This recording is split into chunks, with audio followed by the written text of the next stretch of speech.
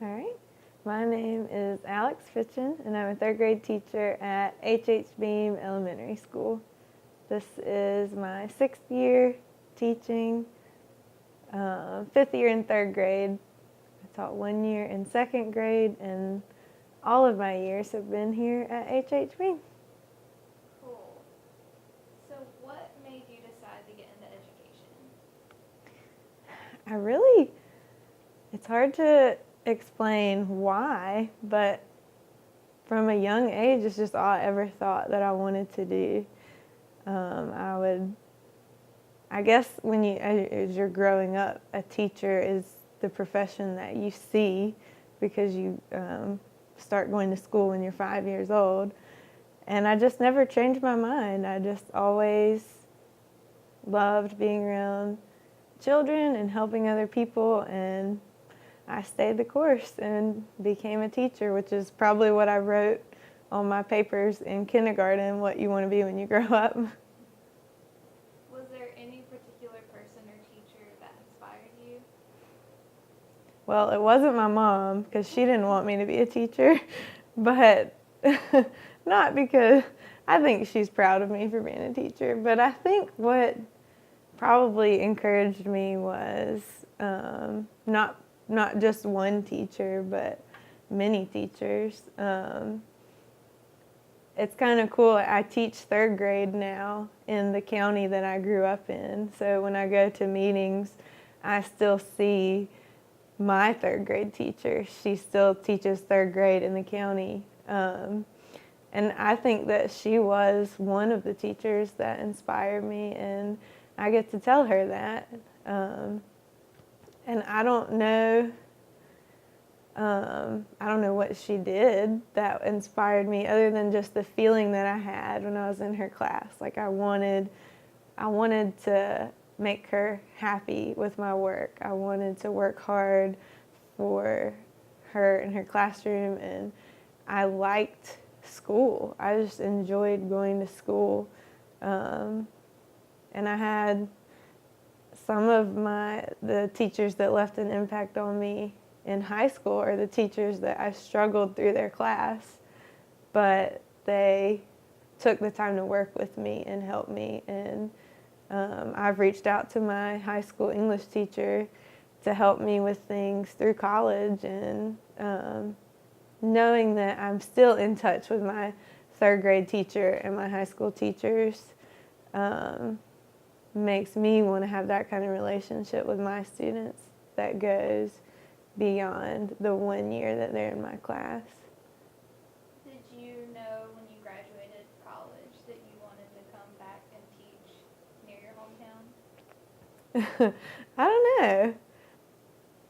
I student taught in the same elementary school that I went to, so it was nice to have that feeling of community around me, because it's a little bit scary to get in front of a room full of students with their teacher watching you. So I felt comfortable, and also I just loved being close to my family. I knew that I wanted to stay in North Carolina though, so I'm sure that was part of my decision, was knowing that that's where I wanted to be licensed to teach in North Carolina. Right. So H.H. Beam is a Title I school. What are some challenges that you face as a teacher in a school that is Title I compared to a teacher who might be in a more well-off school? Well, I don't have a lot of experience in schools that are not Title I, but I did do my student teaching in a school that is not. And I think the major difference is, at least from my experience, has been the parent involvement and the resources that the families and communities have.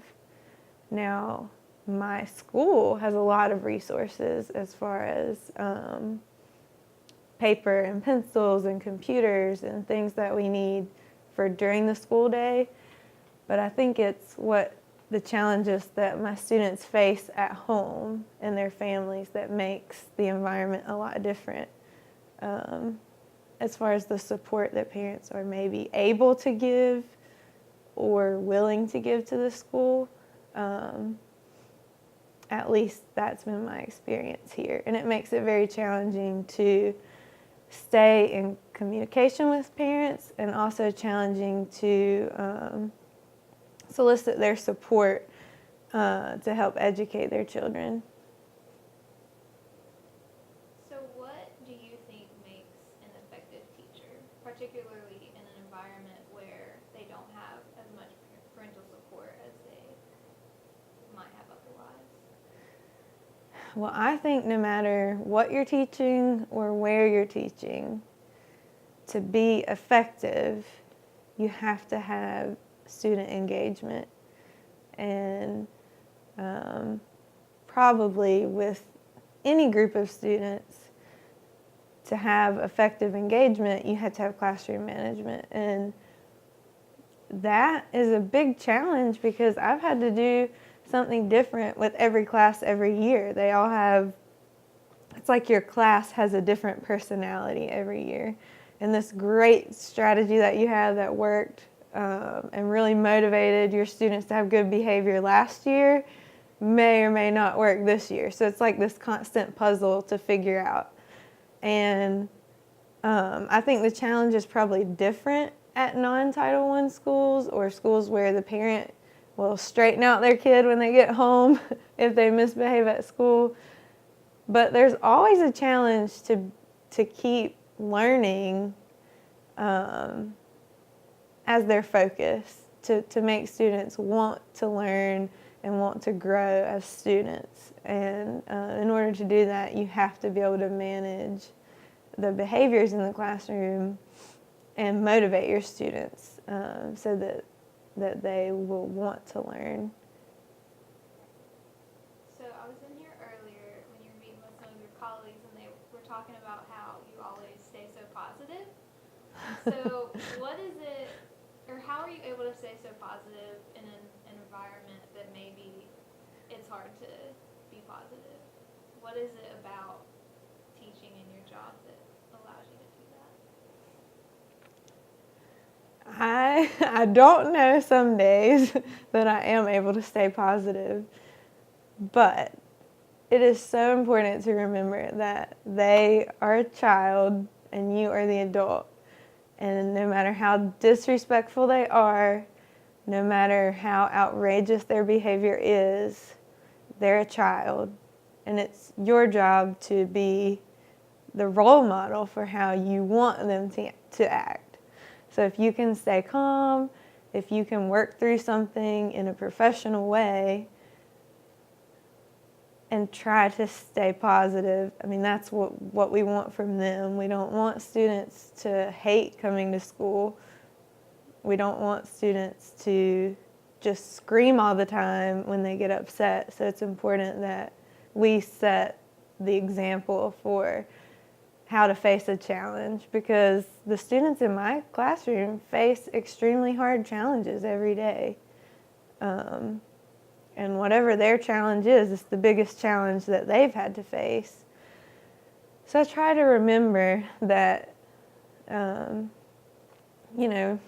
what the action that they're showing me, there's a reason behind it.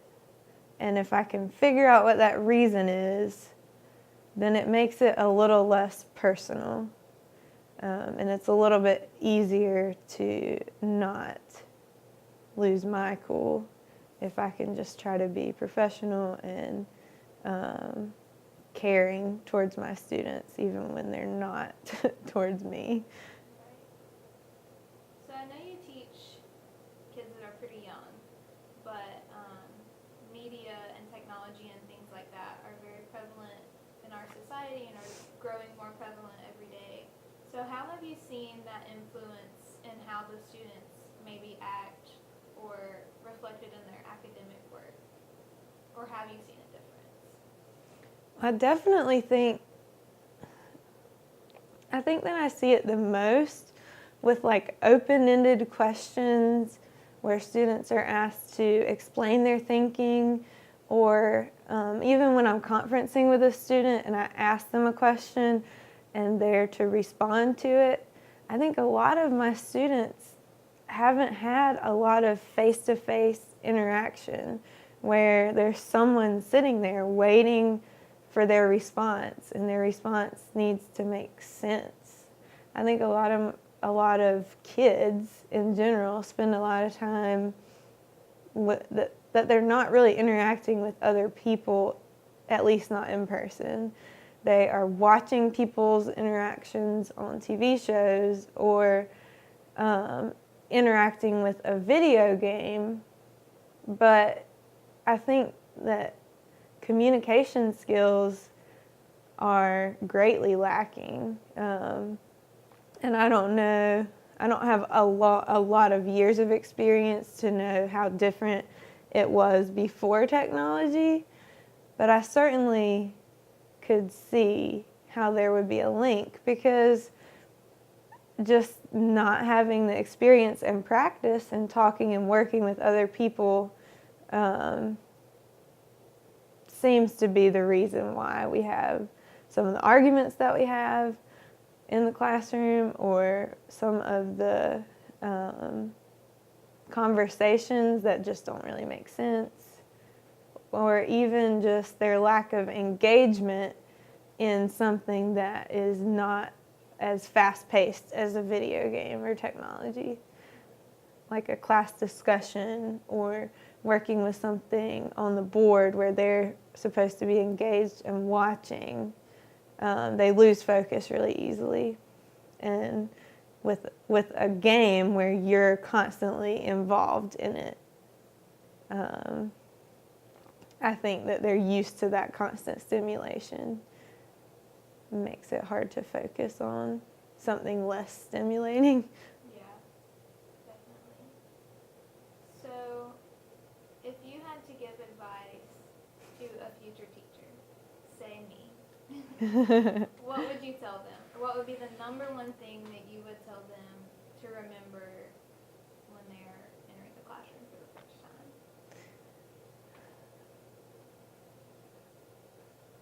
Well, for the first time, the first year of teaching, expect to work hard and expect to make mistakes and make changes throughout the year.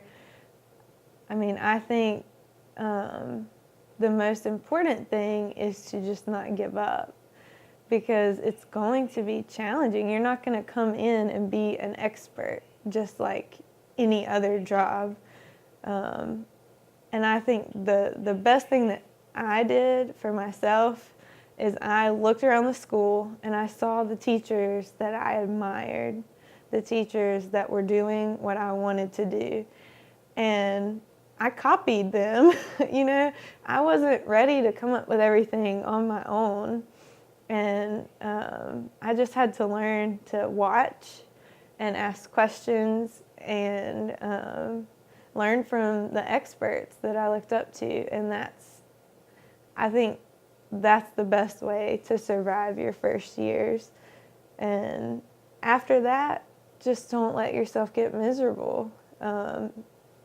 Make changes either in your classroom or in your work environment that are going to allow you to be happy yourself personally, because our students do not need an unhappy, uninspiring person to look up to. They need people who love what they do, even if it's really hard. And even if you don't love what you do, you have to love them. And if you get to the point where that's not true, make some changes to where you can say that, because that's what our students need. Okay, so my last question is, if you had to describe your job in one word, what would it be and why? Well, it would depend on the day what word I would choose.